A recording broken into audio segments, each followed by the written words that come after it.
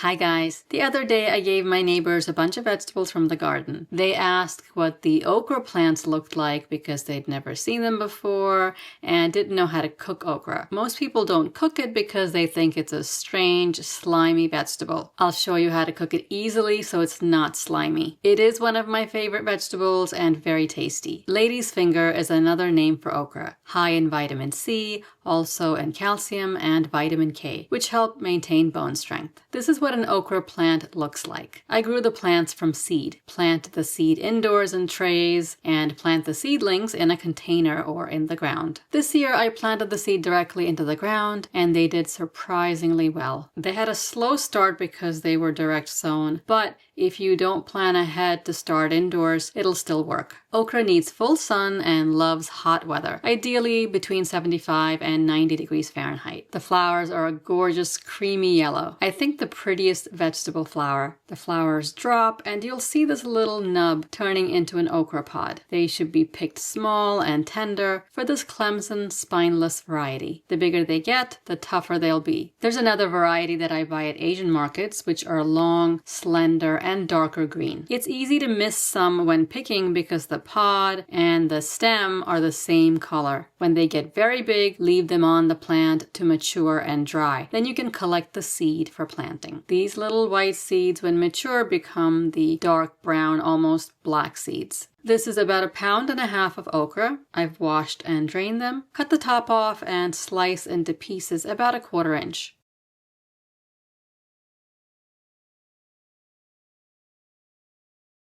It's fastest to line up 4 or 5 about the same size. The smaller ones are tender, and you can see the larger ones are a little bit firmer. They are still fine to use. You see the difference between the smaller, tender ones and the bigger ones. This is a really big one. I probably should have left it on the plant so it matures and dries, and I could have just harvested the seed from it, but I picked it. So let me just see if it's okay.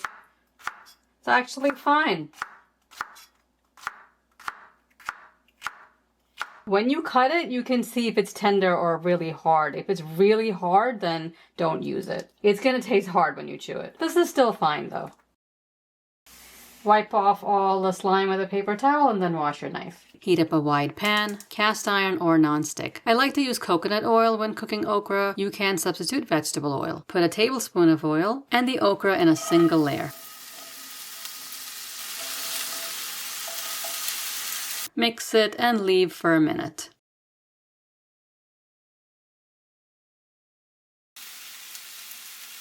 Give it a stir. See the okra is getting bright green. Do not add salt because salt draws moisture out of food and you don't want the okra to be wet. Cook this for about 8 minutes, stirring occasionally. They should be golden brown. When you're stirring, you'll see the slime. These pods are tender, picked recently, and they seem less slimy than the store-bought ones. Heat should be on medium, but if they start to color too fast, turn the heat down. When it's cooked is the perfect time to add a little salt and mix. Remove to a plate. See how the okra pieces are separate and there is no slime. Add another tablespoon of oil and cook the second half of the okra the same way. My pan was not big enough to cook all the okra at once. If you notice that it is too slimy or it's sticking to the pan, add a little bit more oil.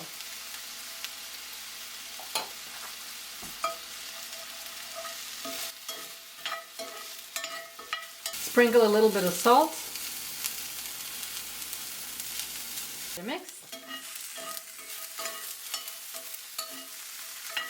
I like to add chopped red onion, about 1/2 cup, 1 tablespoon of oil to the pan, add the onion and a little salt. Saute the onion until golden brown. If you're going to use onion, make sure to chop it first and then cut the okra afterwards because otherwise your cutting board will be all slimy. When it's done, mix the cooked okra in and it's ready. Sometimes I add ground turmeric and chili powder at this point, mix and then stir in the cooked okra. Since the okra is so fresh, I wanted to taste it fully. So today it's just salt. Because I'm in New Jersey and we don't have a very long growing season, I don't get much okra. So I really want to taste the little bit that I do get. Even kids will eat this okra because it's not slimy, a little crispy and nicely salted. The okra is cut into small pieces so they can pick it up with their little fingers. If you want to raise kids that are not picky eaters, introduce them to a variety of vegetables as soon as they can eat solid food. And of course, make them tasty like this. No kid's gonna eat slimy, boiled okra. Grow some okra or just buy them at the store and try cooking it using this simple method. Tell me how you liked it. Subscribe and I'll see you next time. Thanks for watching.